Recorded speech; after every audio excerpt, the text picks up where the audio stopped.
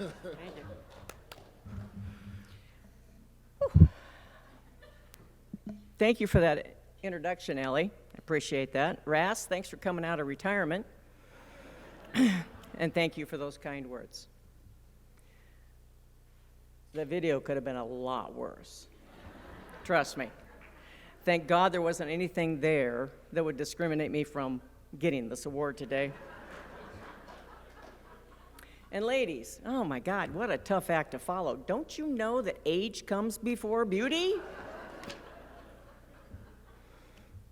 I'm extremely humbled to have been selected as a member of the 2022 Creighton Athletics Hall of Fame class. And this with being the 50th anniversary of Title IX makes it extra special. I'd like to thank Father Hendrickson, Marcus Blossom, and the members of the committee for nominating me today. I'd also like to congratulate my classmates, Megan and, what's your name? Renee? I'll get you. I am truly honored to share this moment with two amazing women that contributed so much to their sport. I'd be remiss if I didn't introduce my family here today. My oldest brother, Larry, and his wife, Nancy. My sister-in-law, Kathy. My niece, Nikki Oss. My nephew, Kelly. Take that goddamn hat off. And his wife, Lori. And there are a couple other special friends there. My sister of heart, Cindy Fuller, and dear friend, Teddy Lund. Thank you. When Creighton came to my home to inform me of this award, first thing I saw when I opened the door was this guy with a camera, and I thought, yes, I finally won the goddamn Publishers Clearinghouse!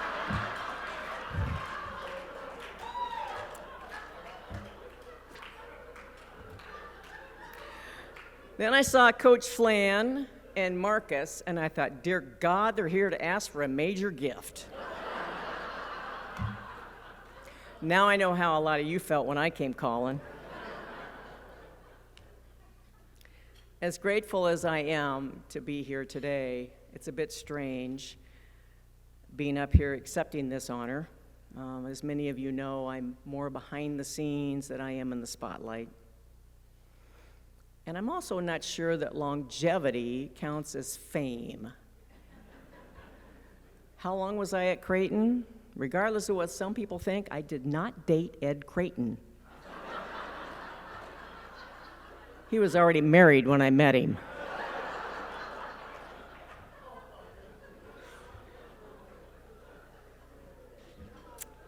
No, I'm not that old. But my time started at Creighton in 1970. When Dan Offenberger took a chance on this young, naive girl that walked into his office. And speaking of Dan, I would like to introduce some of his family that is here today. Two of his sisters, Sue and Chris. Chris is a high school classmate of mine. And his youngest daughter, Katie. Thank you for being here.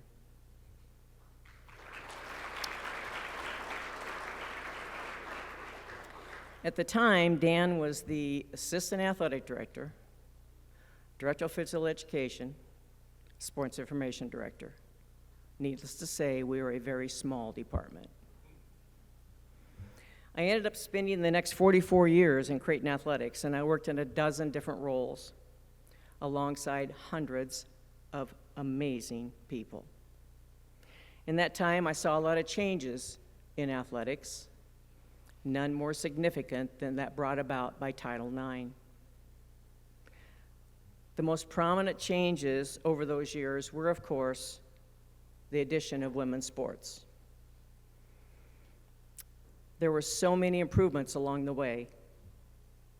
Female student athletes eventually got 3 and 4 uniforms. They didn't have to share across sport. They even got practice gear. Instead of riding in vans, they flew on planes, and today are even chartering flights. Now they play and practice in state-of-the-art facilities. They have resources in athletic training, scholarships, academic counseling.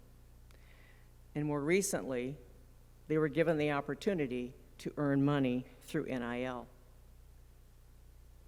Now the coaching staffs are more than just the head coach. There are 2 and 3 assistants.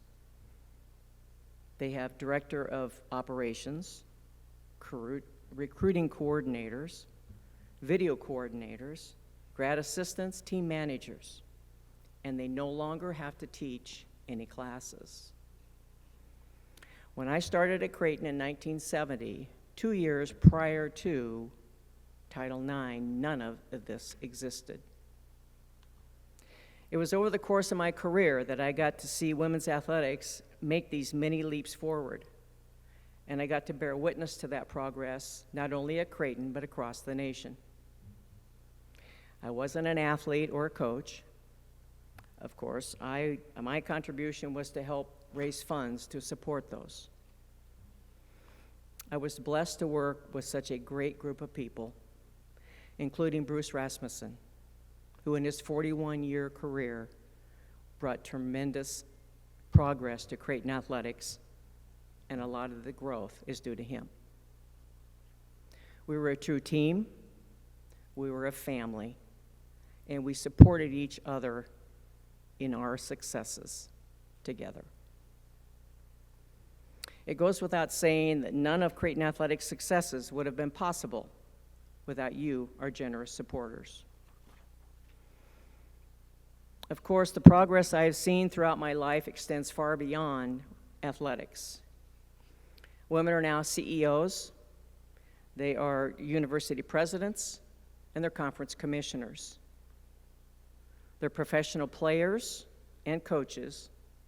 They're TV sports commentators, sideline analysis commentators. They're referees, not only for the WNBA, but the NBA and the NFL.